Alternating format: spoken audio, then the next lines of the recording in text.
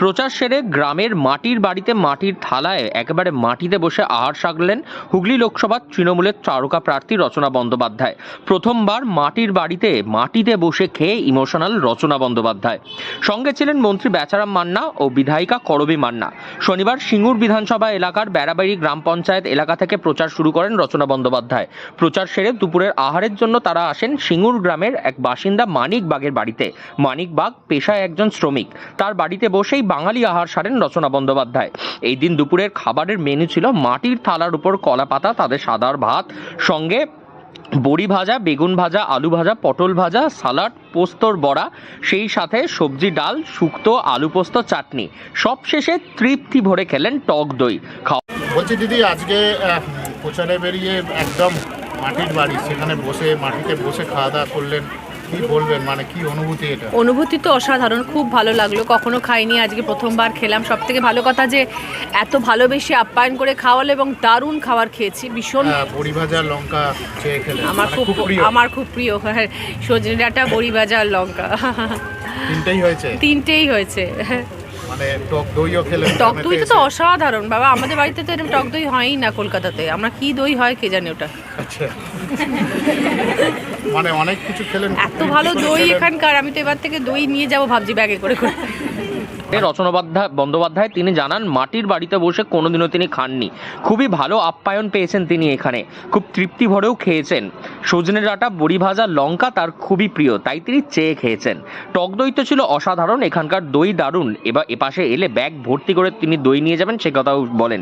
খাওয়া দাওয়া সেরে তিনি কথা বলতে গিয়ে ইমোশনাল হয়ে পড়েন মানিক বাগের অবস্থা দেখে।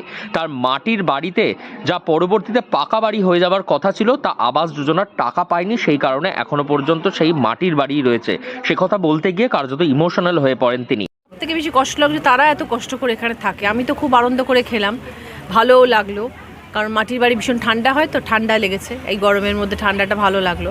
কিন্তু যারা এখানে থাকছেন তাদের জন্য খুব কষ্ট লাগলো, এই জন্য যে এই যে আবাসন প্রকল্পের টাকা যে বন্ধ করে দিয়েছে কেন্দ্রীয় সরকার, তার জন্য তাদের যে আজ পাকা বাড়িটা হয়ে ওঠেনি এবং তারা এই দিনের পর দিন কষ্ট করে এই বাড়িতে থাকছেন এবং ওনার মতন আরও অনেকে থাকছেন। তাদের কষ্টের কথাটা শুনে খারাপ লাগলো। তারা সারাক্ষণ ভয় তটস্থ হয়ে আছে যে কখন ঝড় জল আসবে, আবার আমাদের বাড়ি ভেঙে পড়বে বা টালি উড়ে চলে যাবে। এইটা বাচ্চারা আছে, বৃদ্ধ মানুষ রয়েছেন, বাড়িতে ভর্তি সংসার, তাদের কত কষ্ট সেটা শুনে দেখে খারাপ লাগলো।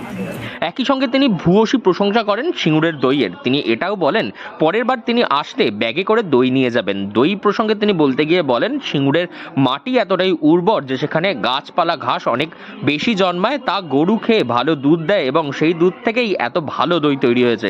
পরবর্তী সময় তিনি যতবারই এখানে আসবেন ততবার এখান থেকে অবশ্যই তিনি দই কিনে নিয়ে যাবেন নিজের বাড়ির জন্য। টক দই তো অসাধারণ বাবা, আমাদের বাড়িতে তো এরকম টক দই হয়ই না কলকাতাতে। আমরা কি দই হয় কে জানি ওটা। আচ্ছা, মানে অনেক কিছু খেলেন, এত ভালো দই এখানকার। আমি তো এবার থেকে দই নিয়ে যাবো ভাবছি ব্যাগে করে করে। মানে যতবার আসবো ততবার এখান থেকে সে দই নিয়ে যাবো। সিঙ্গুরের দইয়ের প্রশংসা করলেন? দারুণ দারুণ। তার মানে কি সিঙ্গুরের মাটি এবং ঘাস, রচনামদা যা বলতে পারবেন, পরবিদি বলতে পারবেন যে এত এত ঘাস এবং গাছপালায় ভর্তি, আর সেগুলো গরু খাচ্ছে। গরু তো শাক পাতা খেয়েই বড় হয় এবং সেগুলো খেয়ে হৃষ্টপুষ্ট হচ্ছে। আর তারপর তার যে দুধটা বেরোচ্ছে সেটা এত ভালো, যে দইটা এত ভালো। মানে চারিদিকে পরিবেশটাই বাঞ্ছারামদা এত ভালো সুন্দর করে রেখেছেন যে সেখানকে ঘাস পাতা খেয়ে আমাদের গরু হৃষ্টপুষ্ট একদম। হুগলি থেকে রাহি হালদার, লোকাল 18 বাংলা।